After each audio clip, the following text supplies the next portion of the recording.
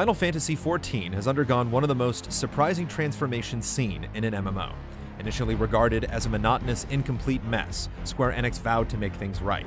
The company not only corrected its course with A Realm Reborn, but demonstrated an admirable commitment to quality. Enormous updates continue a story that only gets more involving over time, while also adding significant features like new jobs and the Gold Saucer amusement park. Heavensward, the first expansion of A Realm Reborn, marks the highest point yet in the MMO's life. It accentuates what were already excellent aspects and provides numerous new dimensions that go above and beyond. With Heavensward, Final Fantasy XIV has undoubtedly become one of the best things to bear the series' name in quite some time. In order to access anything in Heavensward, players must first complete every single preceding story quest from A Realm Reborn and the numerous content updates. It's a daunting task for new players, which can be very frustrating if you're trying to catch up to veteran friends. At the same time, however, the strict emphasis on narrative is one of the core elements that makes the game special.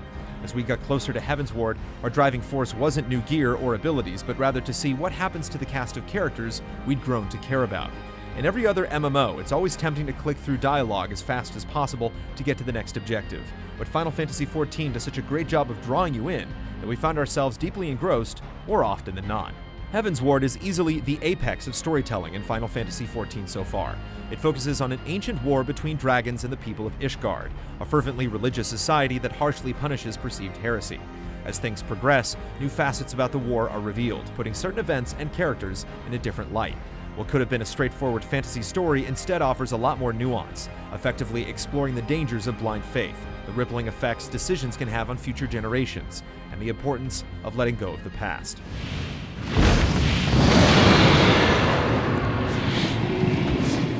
Yet the story wouldn't be nearly as effective were it not for the outstanding characters, many of whom are new. Estinian, a dragon slayer of Ishgard, lost his family in the war and harbors a burning hatred of the winged beasts. His confident, sometimes callous demeanor gives him a commanding presence. Yzael, first introduced in a pre-Heavensward patch, gets room to come to life in the expansion. She fights for peace between dragon and man, but once a few shattering truths reveal themselves, her resolve is tested.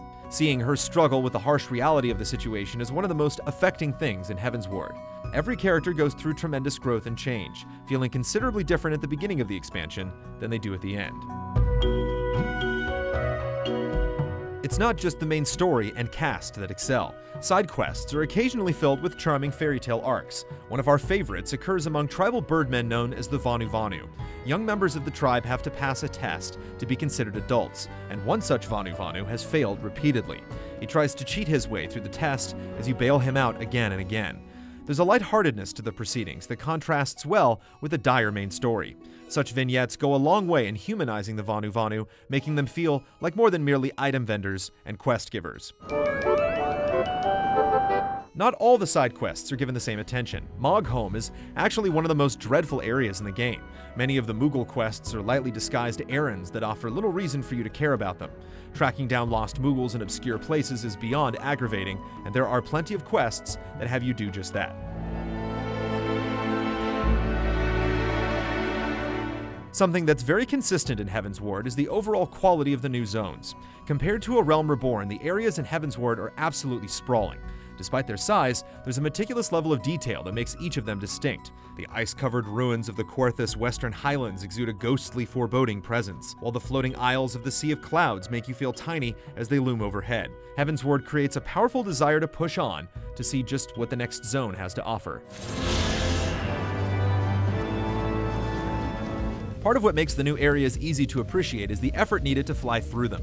Ether currents are scattered around each zone, and players must gather all of them before earning the right to ride a flying mount.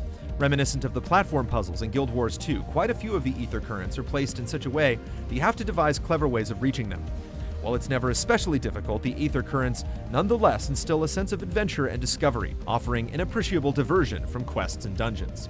Plus, the exuberant excitement that comes when you finally soar off the ground wouldn't be the same if the convenience was immediately available.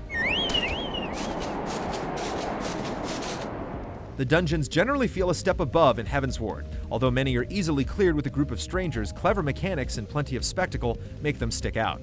In the Great Gubal Library, players face off against an enormous stone monster whose face is actually the cover of a book.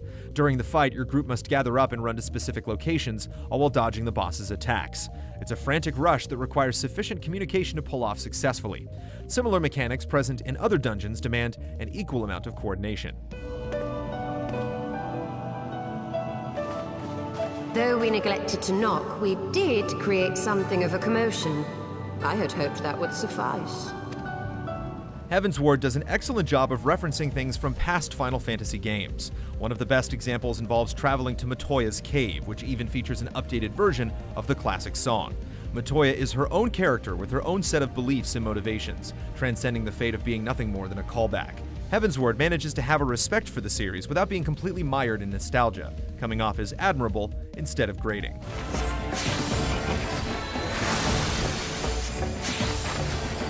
Many popular MMO expansions come with one new class for players to master, but Heavensward gets 3. The Astrologian is a new healing class that draws cards capable of buffing players. However, the draw is random, so knowing when to use cards, when to save them, and when to redraw makes for interesting tactical decisions. The Machinist relies on firearms to dish out damage with deployable turrets for support. The mechanical steampunk flavor of the job is a nice contrast to the more traditional fantasy feel of the other offerings. Finally, the Dark Knight is a powerful tanking job capable of issuing plenty of pain, but players must carefully manage MP. Each of the new jobs provides a nice variation on what's been seen in Final Fantasy XIV before, and all of them have well-developed storylines to incentivize players.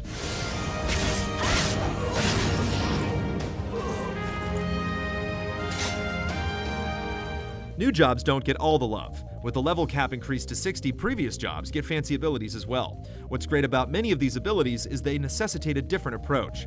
As a black mage, we got used to flinging fire, ice, and lightning in a very specific way, but Anakian, a new skill, throws everything up in the air, requiring more specific timing, which in turn makes fights more exciting.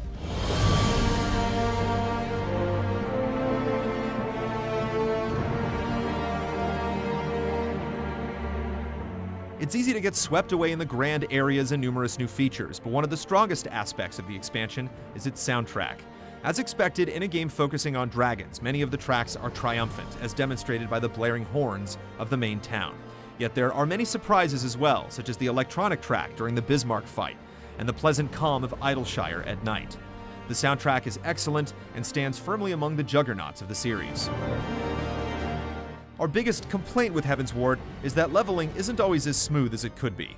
Although we certainly don't expect to reach level 60 in a weekend, there are times, especially in the mid to late 50s, where things start to drag and you're stuck grinding to move on to the next story quest. Things that were initially fascinating slowly become mundane by the end of the expansion. Square Enix could have been more generous with progression, and the game wouldn't have suffered as a result.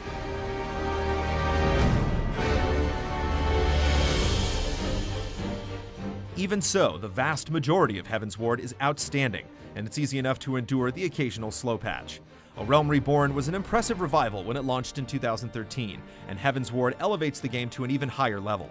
Rarely do expansions feel so fully formed. A Realm Reborn is no longer a grand apology, but instead a fantastic Final Fantasy game in its own right.